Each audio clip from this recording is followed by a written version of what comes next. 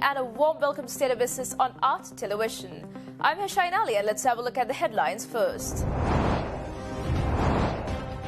ECT will be a wholly SLPA-owned container terminal and steps will be taken to develop the WCT as a public-private partnership, government announces. Swarnamal Financial Services will be kept open for a few days to finalize the repayment plan, Central Bank announces. News in detail. Government announced that the Cabinet of Ministers has decided not to hand over the East Container Terminal of the Sri Lanka Ports Authority to any foreign country or an organisation. Instead, they said that the country will invite interested parties to develop a greenfield container terminal in Colombo Port. Weekly Cabinet media briefing was virtually held this morning and all three Cabinet spokesmen made clarifications over the controversial plans to hand over of the East Container Terminal of the Sri Lanka ports to India or any other country for the administration. Cabinet spokesman Minister Kehliya Rambukwala said Cabinet had decided the ECT will remain under the control of Sri Lanka Ports Authority. Minister Udaya said inviting investors for the West Terminal was in line with the manifesto of the President Gotabaya Rajapaksa and also added that no formal decision was made to abrogate an existing deal with India and Japan to develop the ECT. However, he further added that estimated $700 million for the development of the ECT will be made by the Ports Authority using its own funds and going for loans from local banks. As a matter of principle, the Cabinet makes a decision on policy. The policy states as that the East Terminal will be administered and managed by the Ports Authority. That is that as of now. Yeah, and in respect of the ECT, the Minister of Ports mentioned in the Cabinet paper submitted last night that it would be developed in 3 stages within 3 years in full.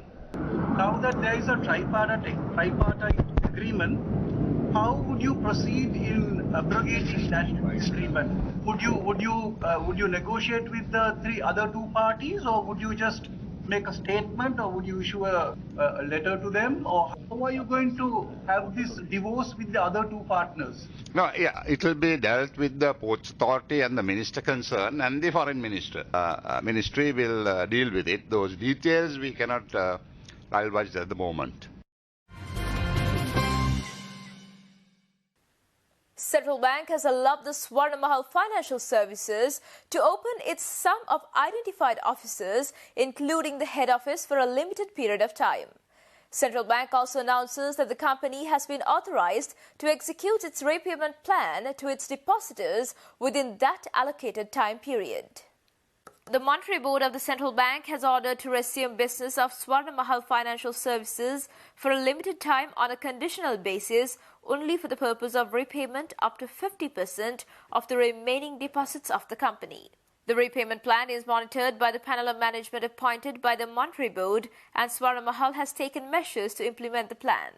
Accordingly, 50% of the remaining value of deposits of Swarnamal Finance Services, after deducting 30% repayment already made and eligible compensation under the Sri Lanka Deposit Insurance and Liquidity Support Scheme, will be repaid commencing from tomorrow. In this regard, the depositors of Swarnamal Finance Limited are informed that repayments will be made only at the Swarnamal Finance Head Office branch at number 5 R.A. Dimel Mawatha, Colombo 4. The time frame will be from 9 a.m. to 4 p.m. on allocated days commencing from tomorrow. Central Bank has also directed the Swarnamal Finance to inform the respective depositors through letters and telephone calls. Accordingly, the depositors are requested to come to the head office branch of Swarnamal Finance on the allocated dates relevant to the respective branches to collect the checks relevant to the repayment. CBSL also reminds the depositors come along with their national identity card and the original documents of the fixed deposit certificates and savings account passbooks. People's Insurance, a part of Sri Lanka's largest financial services groups, has entered an agreement with the Sri Lanka Tourism to be the exclusive insurance provider for all inbound tourists. As Sri Lanka opens its doors to the world once more, People's Insurance had come with the novel idea of joining with Sri Lanka Tourism to provide an insurance for all inbound tourists. In accordance with the guidelines set by the Sri Lanka Tourism, the mandatory insurance scheme is offered to international tourists applying for online tourist visa, non-Sri Lankan passport holders, dual citizen passport holders, Sri Lankan citizens travelling with foreign or dual passport holders, as well as business visa holders. People's Insurance will provide a medical cover for a period of 30 days for international visitors with effect from the day of arrival, with the provision to extend the validity period of the policy for the next 60 days with an additional premium. For policy covers, hospitalization, quarantine, hotel charges and expenses for procedures which will prevent the spread of COVID-19 if the individual becomes infected with COVID-19 or becomes a close contact of an infected patient during their stay in Sri Lanka. It really is an honor to be standing here today to sign an agreement with People's Insurance. People's Insurance actually stood forward and assisted Sri Lanka tourism in our endeavours. People's Insurance considers it a privilege to be the preferred service provider to facilitate the medical insurance scheme, which includes hospitalization and mandatory institutional quarantine coverage related to COVID-19. This cover has become an important prerequisite in our nation's efforts to attract foreign visitors once again and plays an integral role in being able to open our doors to visitors. We take pride in our collaboration with the Ministry of Tourism and Aviation and also Sri Lanka Tourism Development Authority during this crucial juncture where no efforts should be spared to revive the nation's economy and the livelihood of many, which has suffered due to the ongoing pandemic. Meanwhile, officials from the airport and aviation sector also highlighted the necessity of joining of this insurance scheme by the foreign tourists. Holding a press briefing at the Bandaranaike International Airport premises just before opening up of Sri Lanka's airports to the foreign tourists, they made these clarifications. At the same time, they will have to pay $12 for a COVID insurance certificate as well when they're entering. So with all these, once they do these payments, the hotel will send the passengers via email a reference number. And this reference number can be used for them to easily go and get their visas through www.eta.gov.lk. It's the fact that when a tourist comes to our country, every single tourist will have an insurance. There could be an instance where a tourist may not have insurance, and then we could get into trouble in Sri Lanka. So that's why, to cover that area, that $12 insurance is required. Stay tuned for more news right after this commercial break.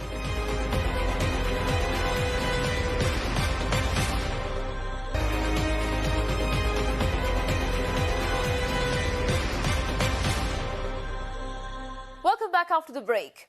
Root Code Labs, one of the startups companies run by another young entrepreneur in Sri Lanka, launched its latest software in Colombo last Friday. Launching the software, named as Root Code AI, Root Code Labs founder and Chief Executive Officer Alagan Mahalingam assured that the success and profits for any business anywhere in the world using the state-of-the-art AI products and solutions. Root Code AI software by the Root Code Labs was launched in Colombo last week with a limited number of invitees while respecting the health guidelines. The Root Code Chief Mahalingam, addressing the gathering, said that the Root Code software and products introduced earlier are being used by over 78 million of people in 27 different business ventures. He also added that the Root Code impacted remarkable revenue of $180 million in the past by the Root Code product users.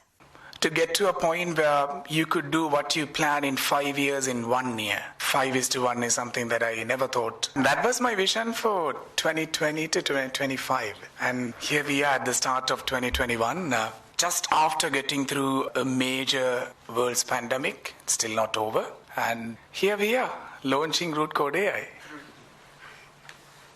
All right. There you go. Shall we launch it? Are you guys ready? All right.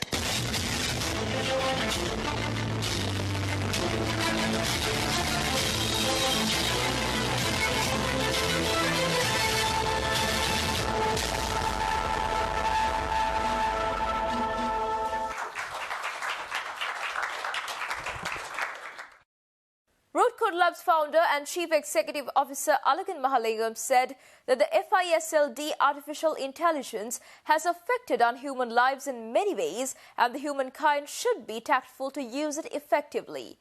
Root Code team head Malingam also added that his company has reported a revenue of 137% in 2020 compared to the previous year. If you have been observing the global market and the trend that has been happening over the years, AI has been disrupting a lot of things. AI has been disrupting the way we communicate with devices. AI has been disrupting the way we even interact with humans. And AI has been disrupting the way we consume things. And it's expected to be a $120 billion industry by 2025, and we are not very far. And this is discounting the embedded AI that we have in most of the software that we use. So over the years, we have been watching how AI has been transforming things.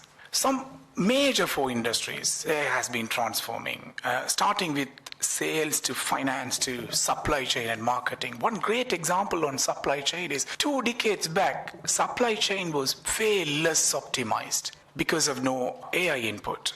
We are very happy to say that we are stronger than ever now. Our revenue this January has increased 133% of last year. That is before COVID. So all of these amazing things would be almost impossible without this lovely team, my root coders. Trading in Sri Lanka's stock were halted for the second time Tuesday as the market corrected after steep gains made in recent weeks. The Colombo Stock Exchange halted trading at 1,331 for 30 minutes after the S&P 20 index fell below 5%. Shortly after opening, the S&P 20 index fell below 7.75%, triggering a second circuit breaker till 1,417 hours. The market closed at 1,430 hours to recovering, with the S&P 20 index recovering to 6.25% according to Stock Exchange provisional data. The benchmark all-share index was down by 5.77%.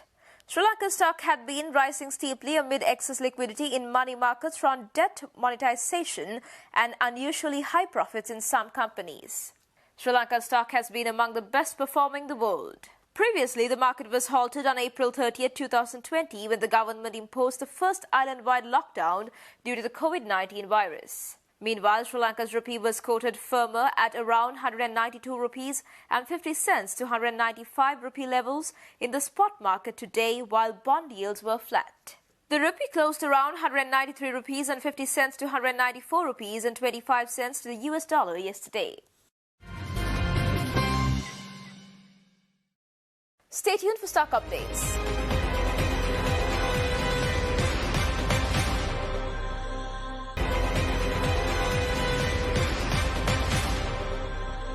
Welcome back after the break. Trading at Colombo Stock Exchange ended on a negative note today. The all-share price index dropped minus 561.75 points to close at 8,005.32, and the S&P SL20 dropped minus 251.77 points to close at 3,187.38. The turnover was 6.9 billion rupees and over 232 million shares were traded. Up next are forex rates.